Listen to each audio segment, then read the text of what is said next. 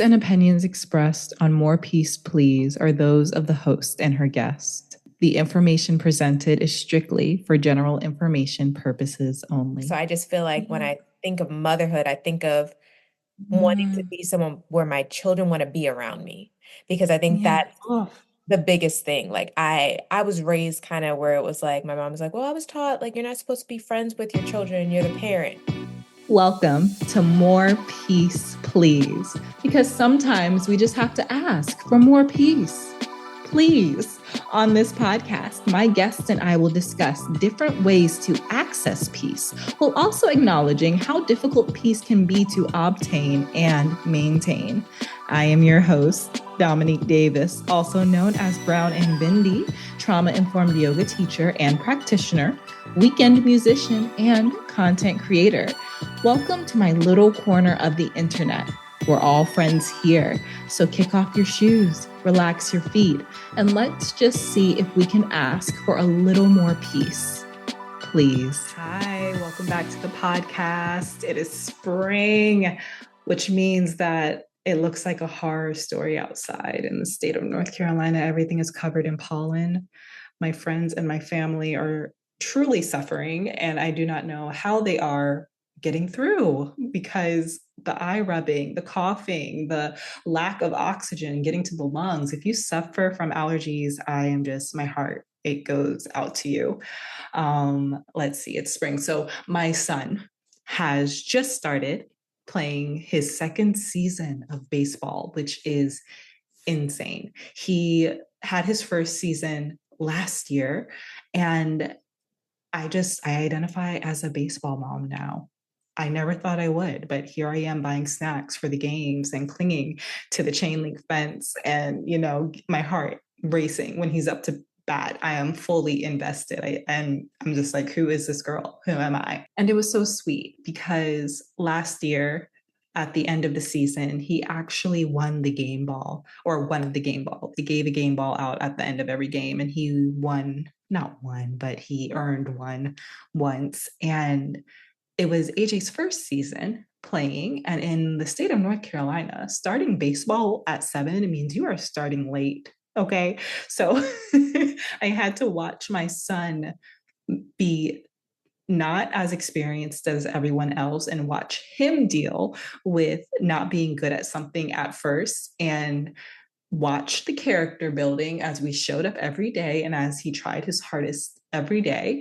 And when he won that game ball, the pride that I felt, and not just the pride that I felt, but the privilege that I felt seeing him win this game ball, and the seed of confidence that was planted in his heart, being able to witness that, when I in that moment realized that he has a whole life ahead of him where he will experience achievements, and I'm not going to be around for a lot of them, because some of them may be after my time, some of them we might just be in different area codes. He's going to have a whole life. So I felt so privileged to be able to see that little glimmer of joy in his eyes when his name was called. I never thought I would identify as a baseball mom. I never thought I would identify as a mom, period, before I had kids.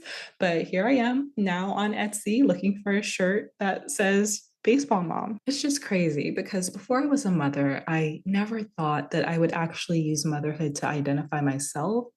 I guess because I always told myself that I'd be more than just a mom. That sounds familiar, right?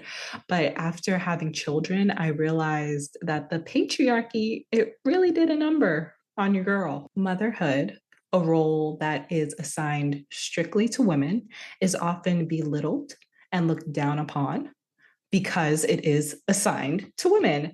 And a lot of women, including my former self, see motherhood as a secondary role and not a primary one. But after I had kids, I realized I didn't care about any of that.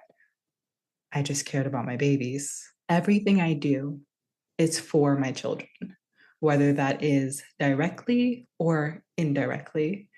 And the more I heal, the more normal I realize that is because as a mother, me being invested in the success of my children, being invested in them thriving, biologically implies the continuation of the human race.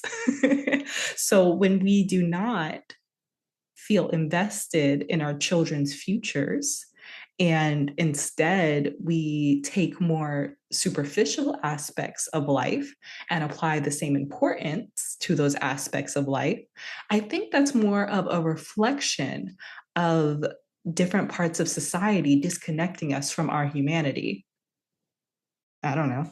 Being a mother is enough. Raising tiny little babies and helping them turn into happy, mentally balanced adults requires a lifetime of effort. And it's kind of silly that as a society, we pretend otherwise. Today, I am talking to my friend and YouTube sister, Linda Elaine, about finding peace in motherhood. Linda Elaine is a devoted mother, beauty expert, and full time content creator who's been blogging on YouTube since 2007, sharing everything from makeup tutorials and her lock journey to the raw, unfiltered realities of motherhood.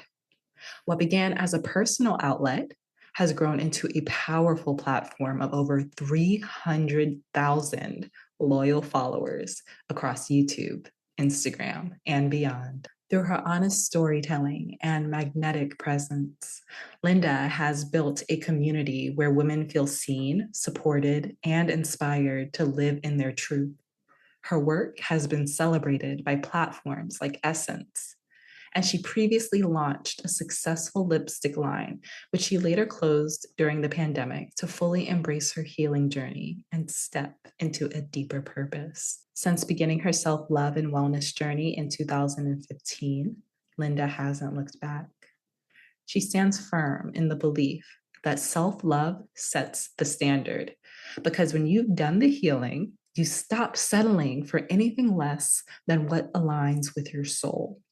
Her content continues to empower women to choose softness, boundaries, and authenticity. Currently, Linda is in her aligned and unbothered era, producing an original children's series inspired by her daughter and preparing to launch a soulful spiritual video series rooted in astrology, intuition, motherhood, and transformation.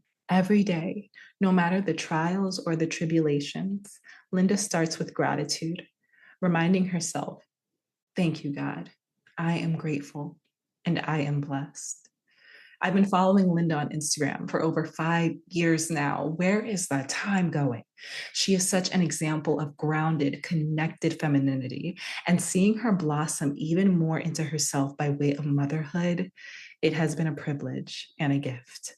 So, without further ado, here's our conversation about finding peace in motherhood. Linda, thank you so much for joining me here today. I'm so grateful to have you here. Thank you for being the first guest on this podcast. Well, one, thank you for having me. So I want to start the podcast off by asking you a question that I want to ask all of my guests. And that question is, how do you define peace? How do I define peace? I define peace with being content within yourself. So I think peace starts obviously within. So in order to find peace, I think you have to get to the point where you begin to actually love yourself for who you actually are without letting other people's judgments or anything like that cloud you, because we have so many distractions on our day-to-day life that are telling you that you're not good enough or you're not where you're supposed to be or whatever the case may be. But when you are able to turn off that noise and kind of just connect with yourself, God, your intuition, and realize that you are exactly where you're supposed to be in this moment, especially if you're living your life as a good person. Let's throw that part in there. Yeah. Yeah.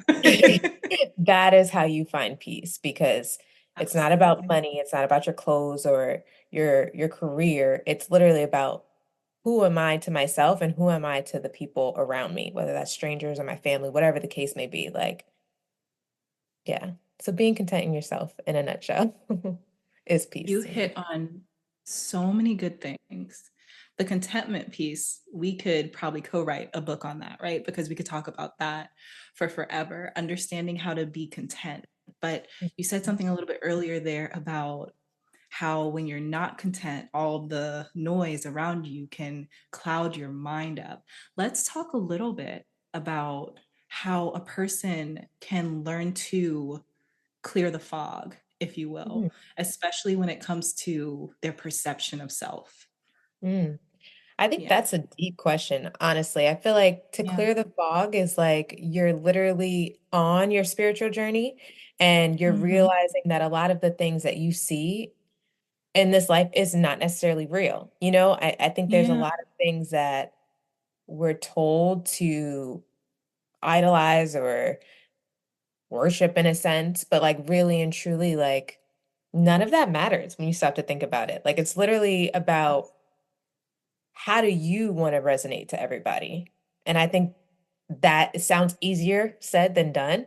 But I think for me, Yeah. like getting rid of the fog started when I started my spiritual journey because you have to realize that nobody else's goals for you, nobody else's judgments on you, none of that matters.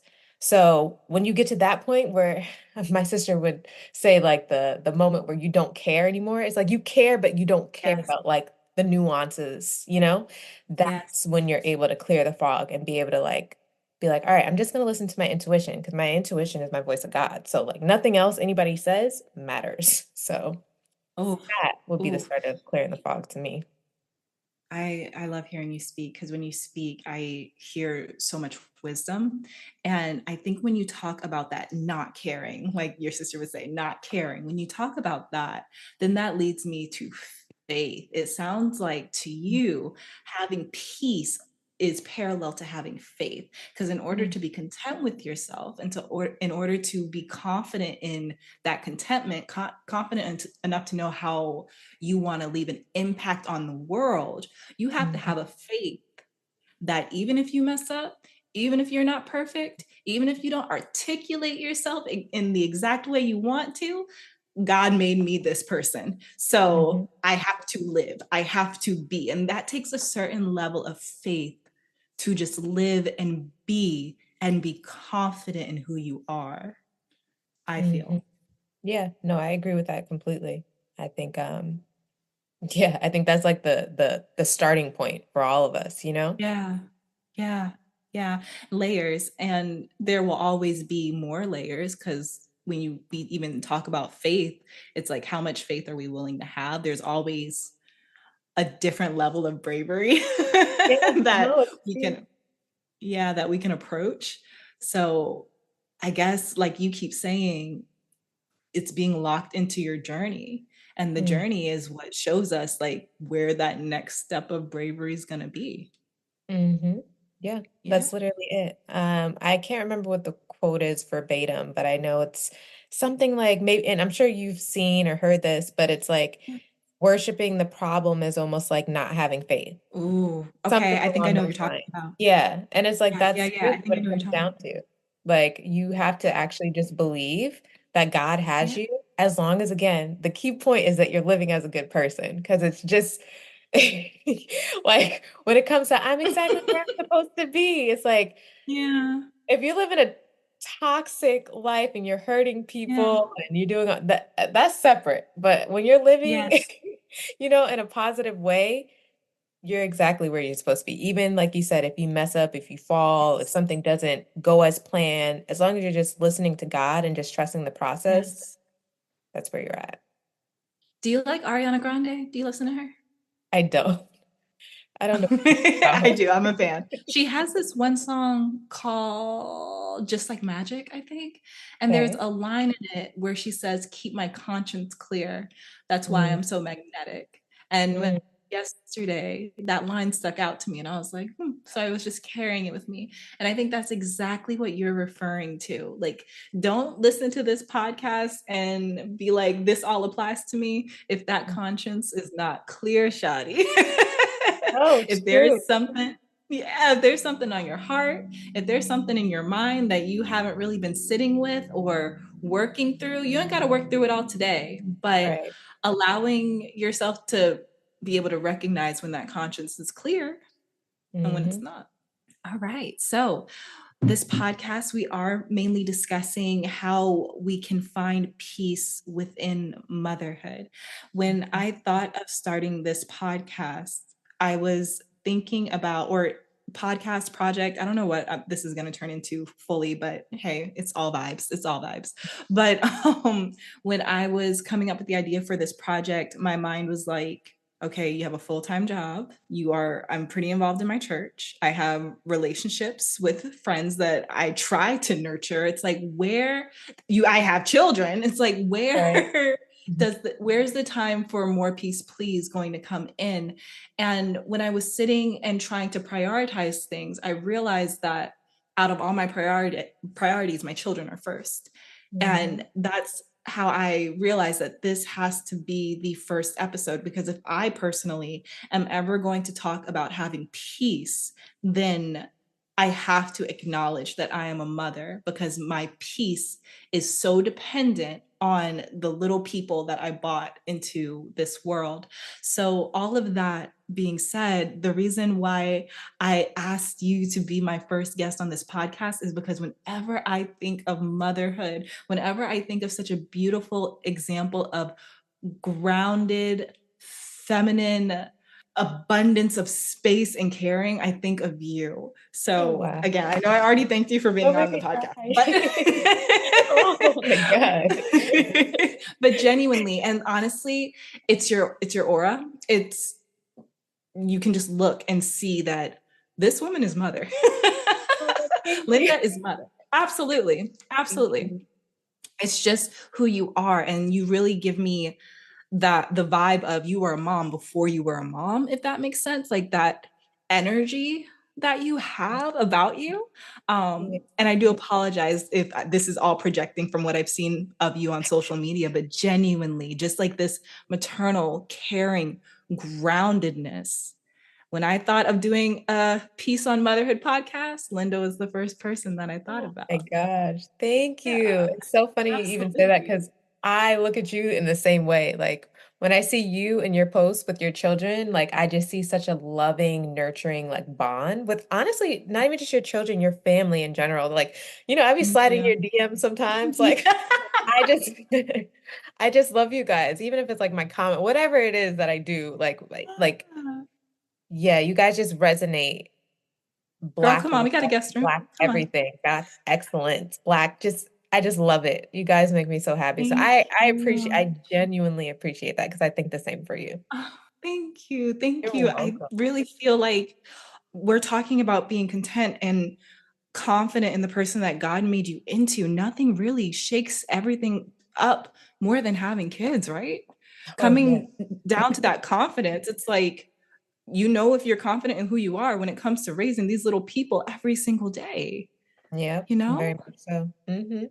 In what ways has motherhood helped you find more peace in your life? Oh, I would say, in the beginning, it was definitely um a roller coaster ride, trying to go Yeah. from this person that was so used to being fluid with her life. Like I was a person like, oh, I'm gonna hop on a plane today, Mm. like I'm gonna go here. And then it's like, okay, now I have a baby. So now I gotta be a Yeah. little bit more grounded. And the things that I used to do that I guess brought me joy, I may not get to do those things as often or as easy as I did before. So I think in the beginning, I had to really learn like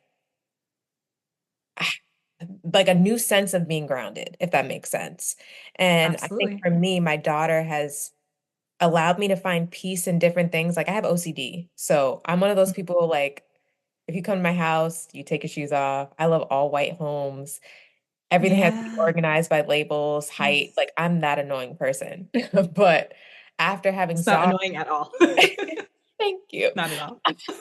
I call it organization. That part. But after having her, like, she definitely taught me, like, okay, there may be crumbs there, but like, it's not the end of Mhm. the world. I can get to them. Because I think when I Yeah. first had Yeah. her, one of the biggest things when she first started eating, I found myself like wiping her mouth, like right after she ate something, if there was like food Yes. in her mouth, Yes. and then after a Yes. while, it's like, she could be messy. Like, she's a baby and she's learning life, and I think she taught me that, like, mess sometimes is still beautiful, but it depends. I don't want Mhm. y'all to take that completely literal, but like mess No, but I sometimes hear is it. Yeah. beautiful.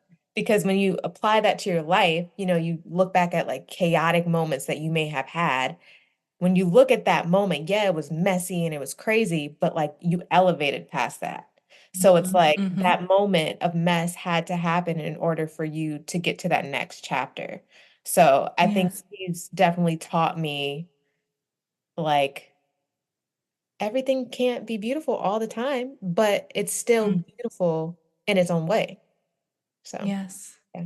I think that you touched on a couple of things that are really beautiful, but going to the mess, it's like when you do look at it, like you look at life, because I was the same way when I had AJ, my first child. I was definitely the mom, like, okay, gotta stand on your shirt, let's change it, like, let's keep blah, blah, blah, blah. But as you learned, that can be very, very exhausting. And it's like the bigger mess you make, the Hmm. more space you have for cleaning up messes. If you only let the mess get so big, you can only handle a small mess. If you let the Hmm. mess get a little, and let isn't a good word because it's not like we're letting anything happen, we're observing something happening, right? Hmm. So Right. if we can observe long enough to just let life be and then Hmm. step in when we need to, who Hmm. knows what we can learn in the observation. And that's definitely what I have seen with my kiddos. Having two, that second one really, for my experience, the second one really gives you the permission to relax a little bit. So I see that I have a little bit more space to just observe them and the messes they make, both emotionally and physically in their rooms. Yeah. Um, Yeah. I have the ability to observe them. I give them Mm. the space to make messes, but then we come together and we clean them up. And I've yet to teach my kids a lesson in the mess and have them forget it. They might make Mm. the same mistake. Yeah. They might make the same mistake, but even if they make the same mistake, it's like the knowledge that came from the mistake just compounds with what they learned the last time. There's Yeah. no mess that hasn't taught anything. I love that. Yeah. There's no mess that hasn't taught anything. That is factual to life. And Hmm. I'll even say what you were talking about being organized. Girl, I am the same. I am, oh my goodness. So when I was thinking this morning about how do I find peace in motherhood, Hmm. I was like, well, it's definitely not sitting in silence and stillness, because Hmm. that's not the chapter we're in right now. I We're get not in the that. chapter, you know? Hmm. But for me, I actually find peace in organization and in creation, because my both my kids are at an age where I'm having to create their lives. I'm having, not physically this time, but more so through organization. Hmm. I'm the one who creates the calendar for the month. I'm the one who decides what extracurriculars we're going to do. So it's organizing time and space, and it's creating their lifestyle. Hmm. If I don't take the time to I plan all the meals. I plan all the meals on Sunday for the week. Oh, wow. If I don't take that time to plan and organize, Hmm. then my peace is impacted, because then on a daily basis, I'm like, what is for dinner? What am I doing? And like, this isn't for everybody, right? Like, this Yeah. isn't for everybody. But for myself, being able to organize and like not allowing other people to be like, you're doing too much, because like what works for me works for me. Allowing Right. myself to be organized has brought me so much peace on this journey. I love that for you. I Thank love you. that for you. I think I'm actually not a planner. So my sister makes fun of me. She calls me, what does she call me? Dang, I can't even think of what she has a word. I don't know. She has something for me, but she says I'm like a organized, chaotic person.